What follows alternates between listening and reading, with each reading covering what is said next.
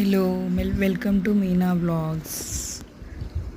ఈరోజు వచ్చేసి నేను షీర్ కుర్మా చేస్తున్నాను. షీర్ కుర్మా నా స్టైల్లో. ముందుగా వచ్చేసి పాలు వేడి చేసి అందులో ఇలాచీ పౌడర్ వేసి కొంచెం నెయ్యి వేసి మరిగించుకోవాలి.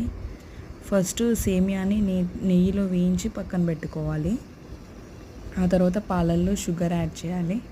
షుగర్ మీకు సరిపోయినంత వేసుకోవచ్చు.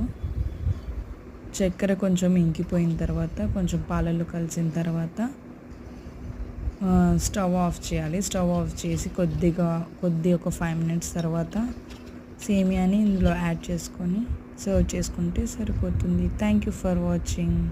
ఈ వీడియో నచ్చినట్లయితే సబ్స్క్రైబ్ చేయండి. Thank you.